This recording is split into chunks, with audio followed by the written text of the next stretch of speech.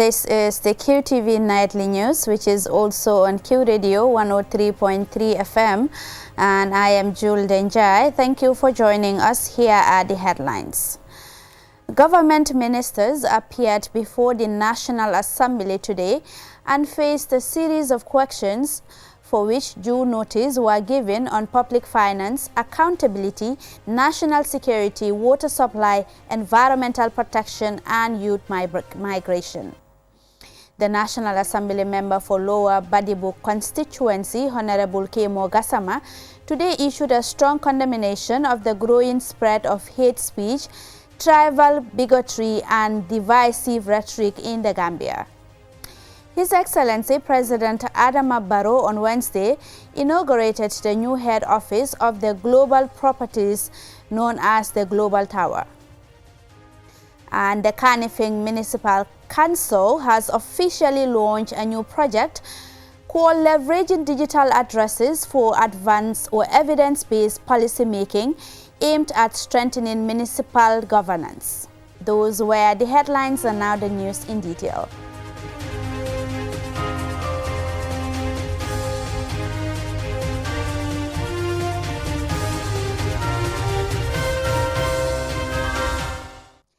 Thank you very much for staying with us. If you're just tuning in, this is the QTV Nightly News. Now, government ministers appeared before the National Assembly today and faced a series of questions for which due notice were given on public finance, accountability, national security, water supply, environmental protection, and youth migration.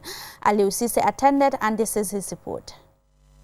The first to appear was Interior Minister Abdoulaye Sanyang, who updated the Parliament on the $48 million forensic laboratory project contract awarded in 2017, including services provided, payments made, and circumstances surrounding the project status. My team did an very extensive search from the closed file, but could not find any documentations regarding this particular project he's talking about.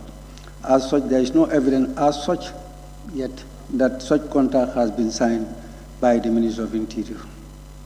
That said, Honorable Speaker, I wish to inform this August Assembly that the Gambia Police Force, with support from the EU and GIZ, recently inaugurated a state-of-the-art forensic laboratory at the police headquarters in Banjul. He also outlined measures being implemented to prevent incitement of ethnic and tribal hatred during elections. The Ministry recognizes that elections are vital democratic exercises and must be conducted in an atmosphere of tolerance, mutual respect, and peaceful political competition, free from hate speech, tribalism, ethnic incitement, and all forms of divisive rhetorics. Water supply challenges affecting several communities also came under scrutiny. Nani Juara, the Minister of Petroleum and Energy, was asked to provide an update on water network improvement projects serving Buntukakunda, Bundung, Talinding, and Latikunda, including expected completion timelines. The project aims to improve the reliability, efficiency, and overall performance of the water distribution network within the Bundung area. The project activities are progressing in accordance with the approved work plan, and the project is expected to be completed by April 2027. Environmental issues were also raised on the assembly floor. Rohijon Manjang, the Minister of Environment, Climate Change and Natural Resources, faced questions regarding the Gambia's abstention during the United Nations vote on climate accountability and whether the decision reflected a change in government policy on climate justice. Following consultations and verification through the Gambia's mission to the United Nations in New York, the government has confirmed that the recorded abstention reflected a voting error. In this regard, the Gambia's mission in New York has confirmed that the government's position on the resolution of the advisory opinion of the International Court of Justice and obligation of states in respect of climate change was immediately and subsequently rectified to the firm vote. Youth and Sports Minister Bakari Baji was asked by Honorable Umar Jame to explain the measures taken to reduce irregular migration among young people. The government of the Gambia, through the Ministry of Youth and Sports and its affiliate institutions, recognizes that irregular migration remains a significant challenge affecting many young Gambians. The ministry's approach is centered on creating opportunities for young people through employment, entrepreneurship, skills development, civic engagement, and awareness raising, thereby addressing some of the key drivers of irregular migration. C.D. Keita, the Minister of Finance and Economic Affairs, faced several questions relating to public expenditure and project implementation. He was questioned on the persistent gap between development budgets approved by the National Assembly and the actual funds disbursed for major government projects between 2020 and 2023. Some of the reasons for this gap can be attributed to delays in meeting donor disbursement conditions, signing of financing agreements, and procurement approvals, which can lead to the funds not released within the planned fiscal year. This was further intensified by the COVID-19 pandemic, which disrupted project implementation through movement restrictions, supply chain challenges, and the reallocation of resources towards emergency health responses. Lawmakers also sought updates on public funds identified as misused in the Auditor General reports for 2023 and 2024. The total amount of public funds identified as misused in the 2023 audited reports amount to 27,507,510, out of which an amount of $1,041,060 has been recovered. The minister's responses are expected to inform future parliamentary discussions and government decisions on development. Reporting for QTV News, I am Aliou Cisse.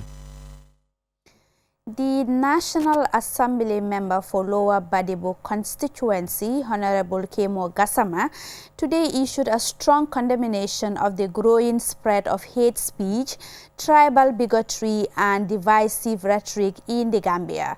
Aliou Cisse reports.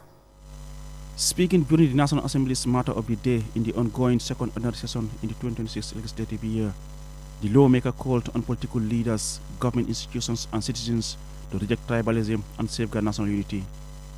Honorable Gassama described hate speech as a serious threat to peace, stability and future of the Gambia.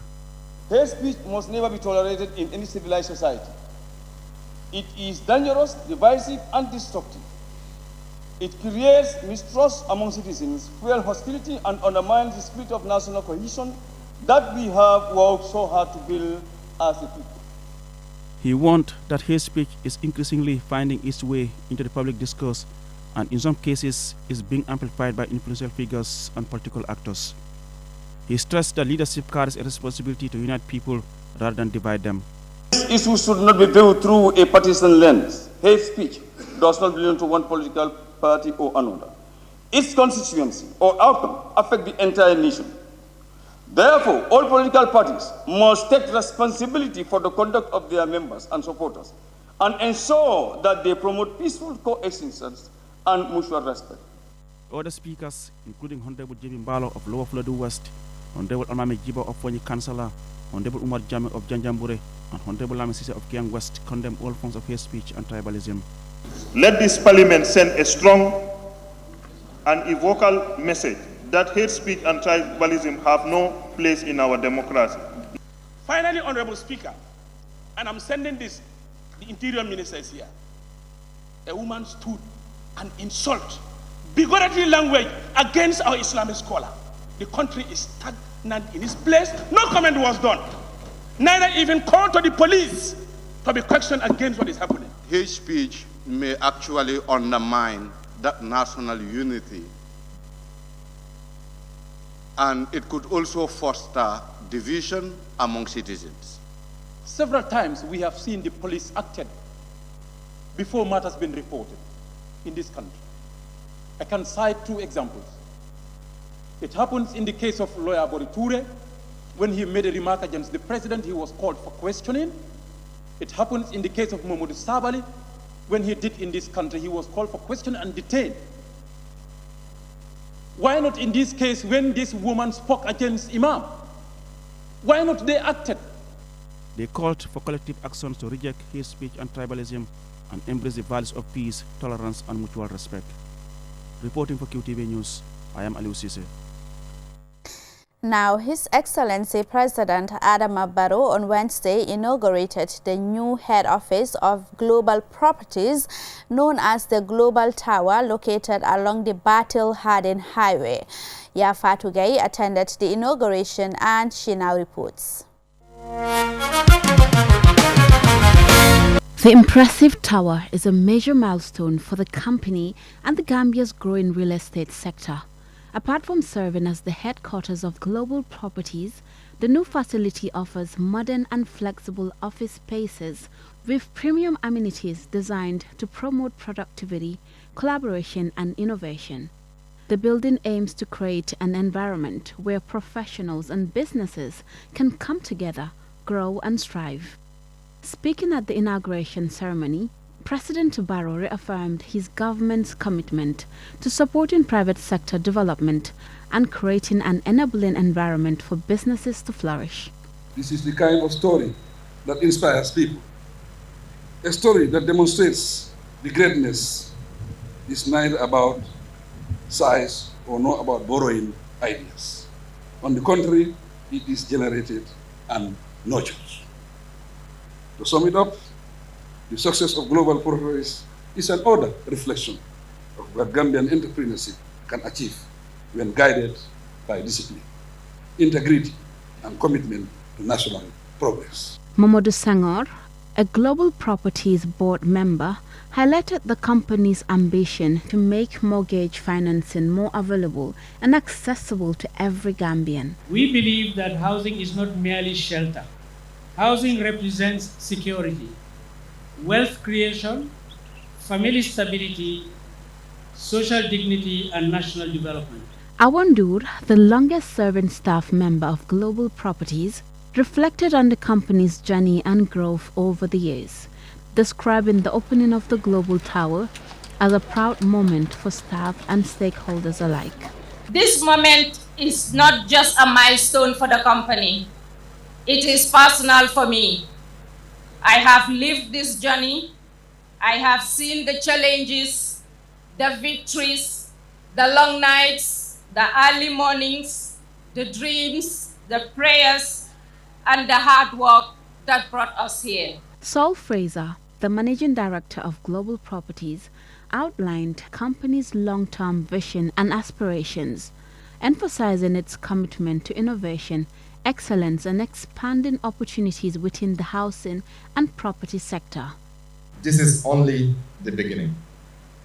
With the continued support of government through our line ministries, the Ministry of Lands, the Ministry of Tourism, the Ministry of Environment, more developments are coming. More innovations, more transformations of our skyline. We're definitely not slowing down. We are rising higher. The inauguration ceremony attended government officials, business leaders, partners, and members of the public who hailed the project as a significant contribution to the country's economic and commercial development. The Global Tower is expected to become a landmark business destination, reflecting confidence in the Gambia's future and the growing role of private sector in national development. Reporting for QTV News, this is Yafatu Gay. It was for a commercial break. When we return, we have more national and sports news stories for you. Do stay tuned.